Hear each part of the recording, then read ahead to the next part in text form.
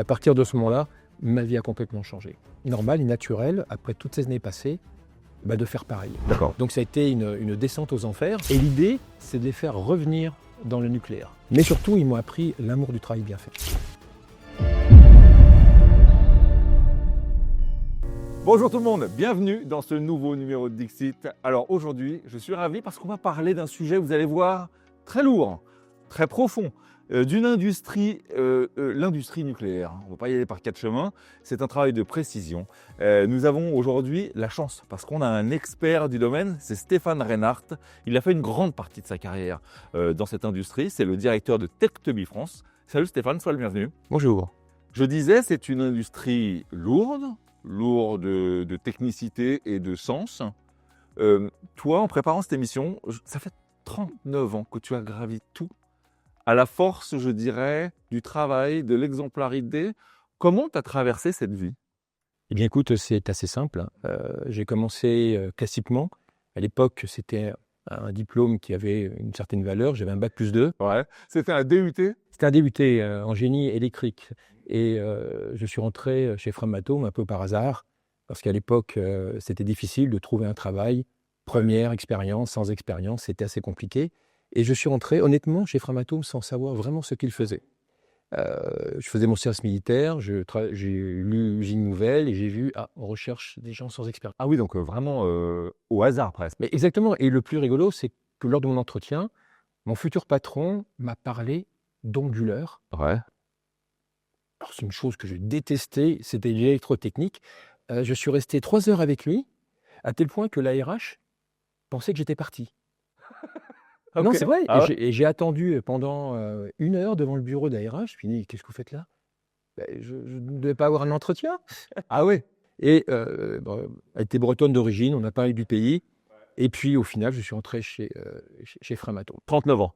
Alors, ça a duré 39 ans, je n'ai pas vu le temps passer. Incroyable. Pendant 10 ans, j'étais ce qu'on appelait un gosse de riche. C'est-à-dire, j'ai fait des essais. Ouais. Je m'occupais de la protection du réacteur, j'ai fait l'instrumentation, des choses comme ça. Ok. Et puis en fait, une carrière, c'est des rencontres et des événements. J'ai eu la chance de rencontrer un monsieur qui m'a fait confiance. Et à l'époque, déjà, j'avais repris les cours via le CNAM, parce que Framatome, c'est une boîte d'ingénierie. Alors, petit coup de griffounette, à l'époque, ça n'avait pas trop géré ce qu'on appelle les collaborateurs, les techniciens. Ouais. Si je voulais évoluer, il fallait absolument que je passe une étape. D'accord. Donc, j'ai pris pas le plus simple, en faisant les cours du soir. Ouais, c'est pas le plus simple, mais c'est le plus respectable, j'ai envie de dire. Alors, vous travaillez sur la résilience, là, parce qu'il faut pas lâcher. Et puis, c'est pas suffisant. Il faut rencontrer quelqu'un qui va vous faire confiance. Ouais. Et en 95, j'ai eu la chance de rencontrer une personne. Donc, attends, ça fait combien de temps que tu es dans la boîte à ce moment-là? 10 ans. Ok. Ça fait 10 ans, et puis, aujourd'hui, en 10 ans, on a fait le tour, mais à l'époque, j'aurais pu continuer encore. D'accord, ok. L'expertise dans les essais, et puis j'ai changé. Je suis passé du côté obscur de la force, puisque je suis devenu inspecteur. C'est-à-dire qu'avant, il y avait des gens qui me contrôlaient, qui vérifiaient que ce que je faisais était correctement fait. Bien là, c'était toi qui vérifiais. Et ce monsieur voyait en moi la possibilité de gérer des équipes, de devenir, de rentrer dans le cadre. Une sorte de mentor, c'est-à-dire qu'il C'est un mentor, D'accord. clairement. Et en fait, pour la petite histoire, tout s'est passé pendant un trajet entre, on va dire, Chaux, dans les Ardennes, et Paris. Ah et oui, on n'a pas arrêté de discuter. Ta carrière, elle s'est jouée à ce moment-là, quoi. Elle a basculé à partir de ce moment. Incroyable. Et ce monsieur m'a proposé un poste de responsable qualité sur le site de Civaux, alors que toute la direction de projet, pourtant je connaissais des gens à la direction de projet, est opposée, parce que je n'étais pas un mécanicien. D'accord. Et à partir de ce moment-là, ma vie a complètement changé. Ça a duré, alors je suis parti en Chine ensuite, et au retour, pareil, on m'a fait confiance. J'ai pris des positions intéressantes, jusqu'à prendre la tête de la direction des équipes d'inspection de Framatome, puis d'Areva, et de Framatome ensuite. Et s'est posé une question sur la fin. Je ne savais pas que j'allais quitter Framatome, mais il y avait une question importante, la transmission. On va en parler après. On en parlera après. Et c'est là où j'ai créé Inspection ITD. Ah, c'est important pour toi, ça se sent. Je l'ai en voyant le. Alors, il y a maintenant une petite capsule dans cette émission pour que les gens comprennent tout de suite où on va et de quoi on va parler. On y va pour le pitch elevator Techteby. Alors Textili, c'est une société italienne à l'origine qui fabrique ce qu'on appelle des tubes et des fittings. Des fittings, ce sont des raccords, coudes, thé, etc. Et cette société travaille depuis très longtemps dans le nucléaire, plus de 50 ans. Et son patron a décidé d'acheter des sociétés en France, dans le cas de Choose France, pour avoir une implantation française. Et ces deux sociétés sont BSL et Interfit, qui sont dans le nord de la France. Alors justement, bravo, tu as parfaitement complété la mission. BSL Interfit, moi pour être tout à fait honnête, je ne l'avais pas avant de préparer cette émission. Est-ce que tu peux rappeler aux gens ce que c'est pour que tout le monde voit de quoi on parle? Ça a été, je dirais, deux fleurons industriels qui ont travaillé surtout contrat-programme, c'est-à-dire entre les années 75, fin des années 90. Mais comme beaucoup de sociétés à l'époque, elles mettaient tous leurs œufs dans le même panier. Ok. Ce qui fait que lorsque le contrat-programme s'est arrêté, eh bien, BSL, c'était un chaudronnier et un fabricant de tubes. Il y avait 2000 personnes chez BSL. Ils sont basés à Soissons. D'accord. Et aujourd'hui, ils sont 85. Donc, ça a été une descente aux enfers. Et l'idée, c'est de les faire revenir dans le nucléaire. On va y en parler, la réindustrialisation, bien sûr. Interfit, c'était une société du Grand Vallourec. Vallourec Piping, puis Interfit, basée à Maubeuge. Et eux fabriquaient des coudes, à l'époque, en carbone, donc en acier noir ou en acier inoxydable. Il y a eu jusqu'à 500 personnes dans les grandes années. Aujourd'hui, ils sont 65. Donc Attends, donc cette dégringolade, elle est sur combien d'années? Sur un quart de siècle. Un peu moins, 20 ans. Sur 20 ans. Sur 20 ans. Ça exprime bien la photographie actuelle de la France. Et ce sont les deux dernières sociétés en France qui fabriquent ce type de produit. Incroyable. Sauvons le soldat BSL Interfit. Mais exactement. Bah oui, absolument. En préparant l'émission, c'est pareil. J'ai lu que toi, les situations tendues, être vraiment au pied du mur, ça te booste. Alors, j'ai la particularité d'être procrastinate quand tout va bien. Ouais. C'est-à-dire que quand j'ai quelques mois, un an devant moi, c'est difficile pour moi. Ah oui. Par contre, lorsqu'on est dans une situation d'urgence, peut-être parce que émotionnellement, je réagis sur le tard, D'accord. je garde ma lucidité et c'est là où, si je peux me trouver des qualités, où je suis plus fort. Est-ce que c'est quelque chose qui te vient de l'enfance, ou c'est-à-dire que le petit Stéphane ado était déjà un peu comme ça, ou c'est un truc qui t'es forgé avec le métier? Le petit Reynard était un rêveur qui lisait beaucoup. D'accord. Et en fait, c'est tout ce que j'ai appris chez Framac. Ok, d'accord. C'est vraiment une expérience professionnelle. Exactement. On dit également, mais ça j'imagine que ça va avec le personnage, que tu as une certaine forme de souci de la perfection et du détail, que tu peux passer par exemple des heures devant un miroir à préparer une intervention pour qu'elle soit au cordeau. Qu'est-ce que ça raconte de toi, ça? Est-ce que tu n'as pas passé un peu de temps à préparer cette émission ou pas? Non, j'ai pas voulu. Ah, bravo. Mais ça vient de quoi? Lorsque j'ai eu mon premier poste de management sur le site de Civaux, j'ai eu une intervention à faire une fois devant l'autorité de sûreté. Ensuite, on a eu tellement. Okay. Et c'était ma première.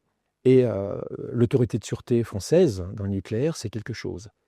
Il faut être précis, rigoureux, etc. Donc, pour ma première, j'ai passé du temps dans ma salle de bain, parler tout seul. Puis, le dimanche après-midi, c'était le lundi d'intervention, je suis allé sur le site, dans la salle pour la dominer, etc. Et en fait, je me suis aperçu que ça s'est super bien passé.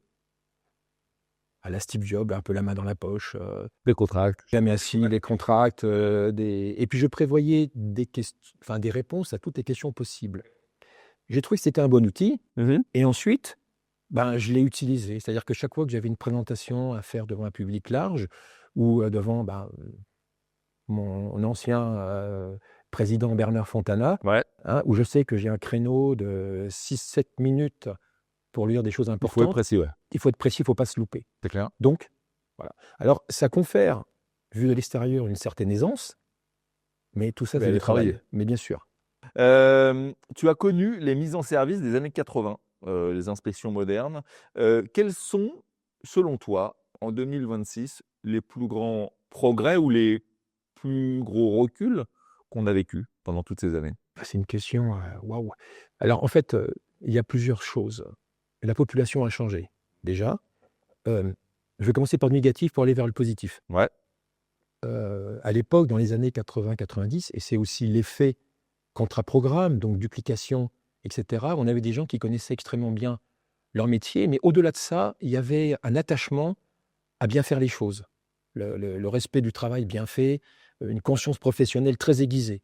Moi, j'étais en demi-pension à Veulettes-les-Roses avec des gaillards qui ont commencé dans les années 50, ils m'ont appris ce qu'est une belote de comptoir, etc. C'était assez compliqué, hein. Mais surtout, ils m'ont appris l'amour du travail bien fait. Ouais. Aujourd'hui, on a une jeunesse qui est un peu différente et qui n'a pas forcément, disons, la même application dans le travail. Le travail, c'est le moyen de pouvoir faire autre chose Ouais. dans la vie à côté. Ouais. Et à Inspection Academy, le gros truc qui était important pour moi, c'était de les faire switcher, que leur métier devienne un métier passion. Ok. Alors bien sûr, il faut trouver une limite. Alors, ce qui a changé aussi, c'est les outils. Et là, Il y a moins de pénibilité, il y a... C'est le jour et la nuit, quoi. le père Hénard qui allait faire des essais, ça peut faire rigoler. Il avait son oscilloscope, son générateur de fonctions et des tas de trucs, etc. Aujourd'hui, vous vous connectez avec un ordinateur.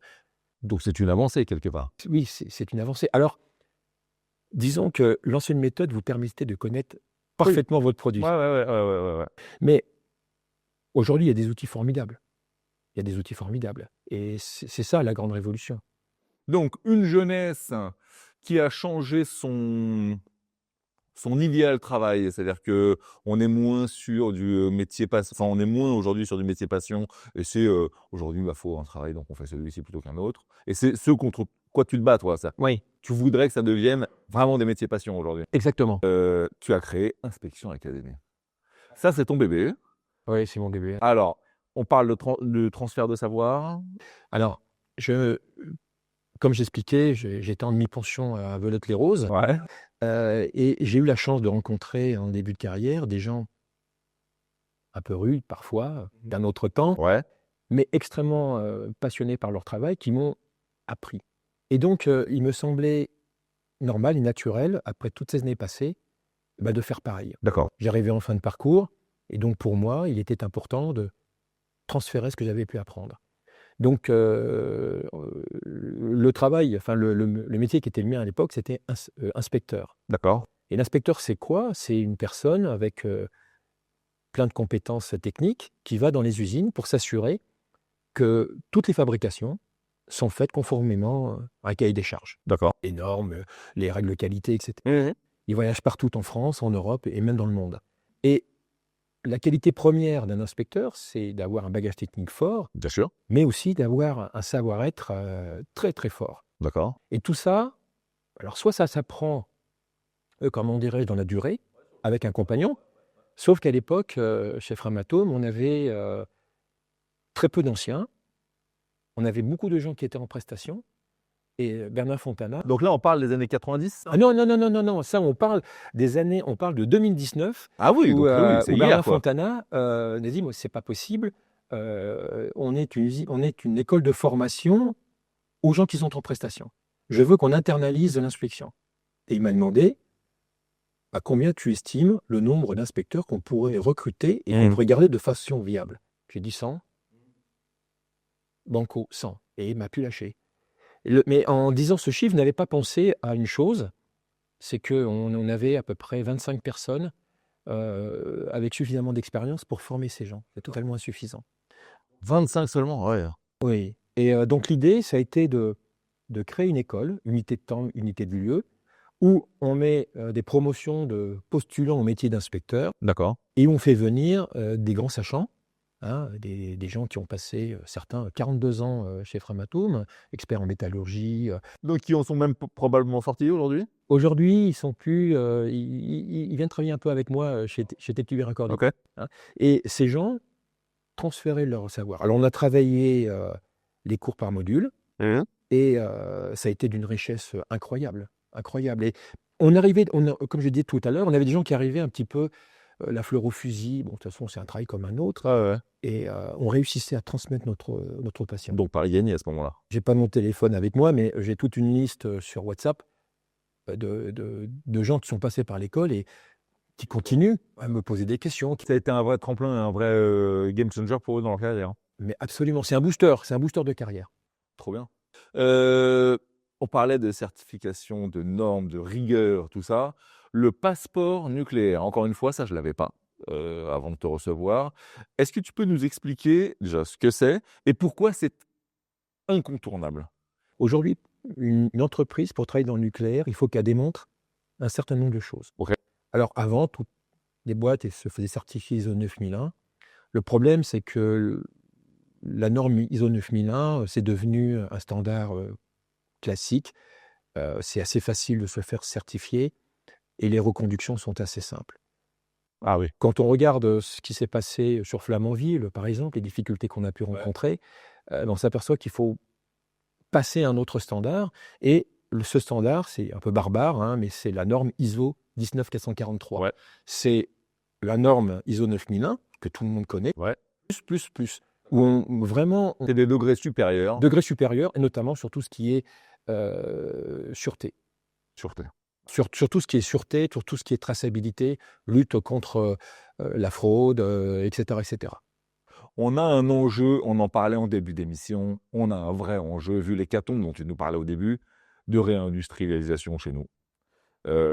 Vous, c'est un métier et une industrie éminemment technique, technologique. Comment, aujourd'hui en France, on parvient encore à innover pour ne pas se faire inonder et pour ne pas se faire dépasser? Et pourquoi c'est important de garder ça chez nous?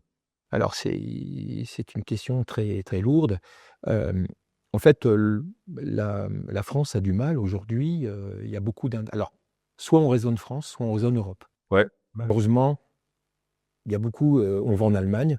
En Allemagne, vous avez une industrie lourde, importante. Vous allez dans le nord de l'Italie, c'est extraordinaire, hein, le nombre de forgerons, de tubistes, etc., qui existent. Et vous allez en France, c'est un peu un désert. Ouais.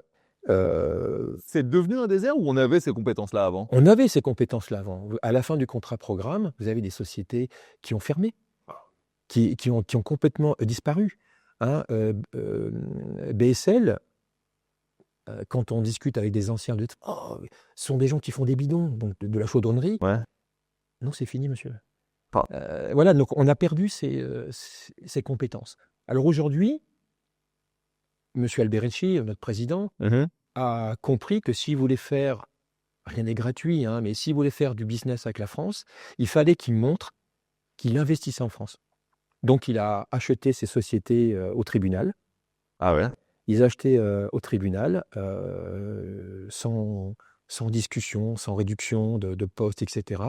Et l'objectif clair, c'est de les faire remonter à niveau pour pouvoir travailler sur les futurs EPR2. Alors, c'est important, je l'ai dit tout à l'heure, c'est les 2 dernières usines françaises qui fabriquent cette typologie de produits. Depuis 2 ans, on a fait. Alors, il est venu, bon, ça fait un moment qui venait taper à ma porte, l'ami Walter. Il avait besoin d'une personne expérimentée dans le nucléaire pour apporter un petit peu ce qu'il savait. Et puis, j'ai beaucoup hésité. Ouais. Mais finir ma carrière en aidant des sociétés comme ça avait un sens. C'est un vrai sens. C'est un vrai sens. Alors, c'est un peu David contre Goliath maintenant, parce que les 2 sociétés sont certifiées, donc elles ont leur passeport. Ok. Mais en face de nous, on a des gens européens. Et l'idée, c'est de démontrer que c'est... Qu'est-ce qu'on a de moins? Qu'est-ce qu'on a de moins? Alors, ce qu'on a de moins, c'est les 20 dernières années d'expérience. C'est ça. Ok. Donc, il faut Faut qu'on court vite, quoi. démontrer aux donneurs d'ordre, bah écoutez, on peut faire aussi. On est là, ouais. On est là, on a le savoir-faire, on est moins gros, mais justement, parce qu'on est moins important que certains candidats, que certains concurrents, eh bien, on est obligé d'être à haute écoute. On est obligé d'avoir une attitude de partenaire. On n'a pas le luxe de certains concurrents allemands ou autrichiens Qui choisissent un qui peu. vous disent, ben voilà, c'est comme ça et c'est pas autrement. Nous, on est obligé d'être à l'écoute, on est obligé d'être générateur de solutions. Et voilà. Et donc ça, c'est notre force. Nous, par exemple, pour la fabrication de tubes, on n'en fait pas des centaines de kilomètres dans l'année. On va faire 25, 30, 40, mais c'est suffisant pour ce qu'on a à faire. Donc l'idée, c'est de promouvoir l'industrie française. Mais bien sûr. On prend son bâton de pèlerin, on va taper aux portes, etc. Et puis, ça commence à s'entrouvrir. J'allais y venir justement. Donc on est d'accord pour dire que TechTubi France, elle recrute à tour de bras et elle cherche des talents quelque part. Alors, Tech2B France, c'est une micro-société Ouais. qui travaille en liaison avec les 2 entreprises françaises. Ok, Donc on a une activité transverse, j'ai compris. à la fois qualité et technique. Mais il nous faut des gens. Le souci, c'est que dans les bassins d'emploi, où sont situées Mmh.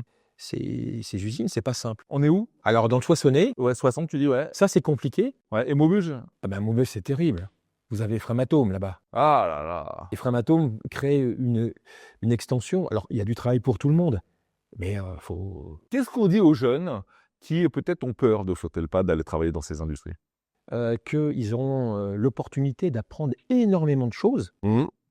Énormément de choses. Ils ont l'opportunité aussi de grandir humainement, hein, parce que c'est pas toujours aisé de travailler avec, je sais quoi je parle, avec des gens comme Framatome, EDF, Orano, etc. Et puis avec des ouvriers très expérimentés qui parfois ont du mal à s'ouvrir. C'est hyper enrichissant et c'est encore une fois un booster de carrière. Et il y a une carrière à la clé. On peut faire Il y a une carrière. carrière à la clé. Aujourd'hui, si les choses se passent comme prévu en France, alors il y a 2 projets majeurs. Vous avez EPR2, Ouais. c'est 6 tranches plus 8, Ouais, on verra, tu as des idées pour ça d'ailleurs. d'accord. Et il y a Orano. Alors Orano, c'est l'aval du futur, c'est énorme. C'est énorme. C'est sur un budget, c'est l'équivalent, vous avez dit Monsieur Mas, de 4 EPR2, quoi. Donc c'est énorme. Donc les gens peuvent s'inscrire dans la durée dans ces usines. On voit, on a la chance de pouvoir voir ce qui va se passer. Tout à fait. Tout à fait. Et pour ces entreprises, c'est la seule porte de salut puisque aujourd'hui, dans, on va dire, l'énergie conventionnelle, oil and gas, si vous voulez, la désalinisation, la concurrence est terrifiante avec les pays asiatiques. Et des pays comme la Chine, par exemple, qui pouvaient travailler aux États-Unis, aujourd'hui, avec les taxes imposées par l'administration de Trump, Ouais. ont tendance à se déporter sur des secteurs d'activité où vous n'allez pas forcément avant. Ah ouais, d'accord. Ok. Donc la compétition est très dure. Donc ils rentrent sur nos plates-bandes à nous. Exactement. Donc il faut travailler sur de la valeur ajoutée Ok. pour pouvoir s'en sortir. Tu parlais de PR2. Toi, tu vois l'avenir dans le montage modulaire. Alors, pardonne-nous, mais on n'y est pas. Explique-nous déjà ce que c'est et pourquoi, selon toi, c'est l'avenir. Alors, c'est pas ma vision à moi, hein. Non, c'est en fait pour que les EPR soient viables, les tranches soient viables, il faut que à terme on soit capable de faire des centrales en 70 mois.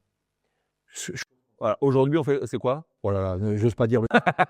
Mais donc il y a beaucoup d'efforts à faire et un de nos concurrents principaux, c'est la Chine avec le Hualong. Eux sont capables de le faire. Et comment ils y sont arrivés? En optimisant toutes les activités de montage en travaillant sur des modules. D'accord. Alors, ce qu'il faut savoir, c'est que quand on fait, enfin, le nerf de la guerre sur une construction de centrale nucléaire, c'est l'activité de montage et de préfabrication. Faites un mécano, hein, vous prenez des tubes, vous prenez des coudes, vous prenez des T, vous commencez à souder ça en dehors de la centrale, vous amenez des lignes, etc. Et l'idée, c'est de dire, si on était capable, sur une salle, par exemple, de tout réaliser en préfabrication, on gagnerait beaucoup de temps. D'accord. C'est ça, les modules, hein. Alors, ça se fait depuis longtemps dans l'industrie pétrolière, mais dans le nucléaire, Et pourquoi on ne le faisait pas, nous? Ah, bah, c'est énorme. en fait, toute évolution dans le nucléaire prend beaucoup de temps. Ok. Non, mais attends, je peux comprendre. C'est pas une industrie comme les autres, même si certains Elle aujourd'hui... n'est pas très agile. Non, elle est pas très agile. Ok. Elle n'est pas très agile et pour des raisons qu'on peut comprendre. C'est-à-dire en France, on a une autorité de sûreté qui est très puissante. Elle est trop contraignante, selon toi, ou pas, où on est au bon niveau Elle fait son métier. Elle fait son boulot. Ok. Elle fait son métier. Alors bien sûr, quand vous êtes fabricant ou monteur, vous allez râler après eux en disant ah... Ouais. Mais en fait, si on pose la question, est-ce que tu es confiant? La réponse est oui. Je dirais oui, parce qu'on a EDF, qui n'est pas une entreprise privée, et on a une autorité de sûreté qui est inflexible. Ok. Et EDF a un taux de disponibilité qui est pas très bon, il est 75-76%. Mais pourquoi? Parce qu'ils font de la maintenance préventive, ils s'arrêtent dès qu'il y a le moindre problème, etc., etc. Donc, on peut dormir tranquille. Ok. On l'a vu, on en a parlé, la réindustrialisation est très importante. Et alors là, j'adore le passage qu'on va ouvrir ensemble maintenant. Mesdames, c'est pour vous. Fervent défenseur d'intégrer beaucoup plus les femmes dans cette industrie. Déjà, pourquoi? Pourquoi est-ce qu'on peut se passer de 50% de savoir-faire et d'intelligence? Je ne crois pas. Non. L'industrie lourde est encore très masculine. Et une petite anecdote, quand j'ai travaillé en Chine, j'ai commencé par faire des essais sur les diesels avant de travailler sur la protection du réacteur. Et tous les matins, parce que moi je travaillais en car, tous les matins je voyais arriver des jeunes femmes, chaussures à talons, et elles avaient le blouson vert sale de la compagnie 23, compagnie chinoise. Et je dis, mais qu'est-ce que c'est qui ces dames? C'était des soudeuses. Bien sûr, elles mettaient les chaussures de sécurité ensuite. Et c'était les meilleures soudeuses qu'il y avait sur le chantier. Parce que précision, parce que... Ok, d'accord. Exact. Et chez Framatome, désolé de revenir toujours chez Framatome, mais chez Framatome, vous allez à Chalon-Saint-Marcel, vous avez des Top Gun féminines qui sont au soudage. Donc c'est génial. Et il faut qu'il y ait plus, parce que les femmes ont des talents, je suis désolé, Non, bien sûr. que les hommes n'ont pas trop, la Non, mais est-ce précision, qu'on etc. leur a pas fermé les portes en pensant, comme le sempiternel, de toute façon, c'est pas un métier de femme, quoi. Est-ce qu'il n'y a pas des idées à déconstruire là-dessus? Est-ce qu'il y a... On parle comme si on était dans les années 80, 90, mais c'est vrai. C'est vrai. Et vous avez de plus en plus d'ingénieurs de conduite et d'essai. Vous avez et c'est bien, c'est bien. À l'inspection, fut un temps, j'avais 30% de femmes, j'en étais très content. Mmh. Je ne sais pas trop pourquoi. Alors, et c'est vrai que c'est un métier où on bouge beaucoup. Et que quand vous voulez avoir des enfants, ça devient un peu plus compliqué. Mais oui, il faut qu'il y ait de plus en plus de femmes dans le milieu industriel. Donc, appel aux femmes, appel à la précision, appel à... Ok, pas de problème. Alors, on va ouvrir un autre chapitre. On en parle beaucoup dans cette émission. C'est l'IA, l'intelligence artificielle. Alors, dans certaines industries, dans certains cas, ça sauve pas mal de choses, ça nous aide dans un grand truc. On en a parlé avec beaucoup d'invités. Toi, alors j'ai des mots très précis pour toi. L'IA, pour toi, c'est une machine à fabriquer des crétins. Allez, ouverture du bal, on y va. Stéphane, qu'est-ce qui s'est passé? Une sortie de route? Alors, quand j'ai commencé à travailler, on avait à l'époque la fameuse calculatrice TI-33, TI-33 de Texas Instruments. Et j'avais un collègue qui me disait, mon premier chef, c'est une machine à fabriquer, excusez-moi, des cons. Ah ouais? Lui, il avait ses règles à calculer et son calcul mental. Euh, c'est vrai que de moins en moins, les gens étaient forts en calcul mental. Mm. L'IA, je vais modérer mon propos, l'IA, c'est quelque chose qui peut être extraordinaire, Ouais. sous réserve d'être utilisé intelligemment. Pourquoi j'ai dit que c'est une machine à fabriquer des crétins? Quand je vois des jeunes qui se gargarisent sur les réseaux sociaux de faire toutes leurs présentations PowerPoint, etc., avec l'IA, je dis, mais qu'est-ce qu'ils vont savoir faire ensuite? Et quand vous avez des présentations qui sont aseptisées, où est l'intérêt? Les mails qui sont envoyés après revus par l'IA, non, il faut qu'on sente qu'il y a... Donc, l'IA bien utilisée. Verticaliser un métier, pourquoi pas? C'est le même parallèle que tu utilisais tout à l'heure en début d'émission quand tu disais il y a la base technique qui doit être la première chose et le premier socle, et ensuite on a le savoir-être et on a tout ça. C'est-à-dire que utiliser sans compétence, juste avec du talent, un truc comme ça, l'IA c'est exactement pareil. C'est exactement pareil. Comment on peut l'utiliser selon toi dans ton industrie sans perdre son âme, sans perdre l'humain et à bon escient? Elle peut être utilisée dans des activités de développement type ingénierie, etc., ça peut être une aide formidable. Par contre, pour des mises en service, etc., je ne vois pas encore l'IA. Enfin, je pense que l'homme a encore, de belles années Ouais, devant lui. Ça peut aider à optimiser certains outils, d'accord. mais l'humain, dans les activités telles que j'ai connues, que je connais encore, a encore de la place. On a encore de la place. Non, mais tu sais, par exemple, on peut aussi parler parfois de l'Internet par l'objet, c'est-à-dire gagner du temps sur certaines procédures, mettre un peu d'IA là-dedans, gagner, allez, 2 heures par-ci, 2 heures par-là. Alors, on a fait des tentatives avec le Covid. Lorsqu'il y a eu le Covid, l'industrie nucléaire ne pouvait pas s'arrêter, notamment pour tout le parc existant, si on avait besoin de pièces de rechange, etc.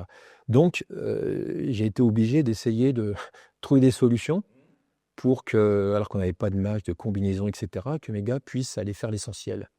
Et on a eu, parce que toujours des questions de rencontre. Et je vais citer la société, c'est la société SEB. Ouais. On est tombé sur un patron qualité qui était un peu geek. Ouais. Aussi, si on essayait de faire des choses avec des caméras, des choses à distance.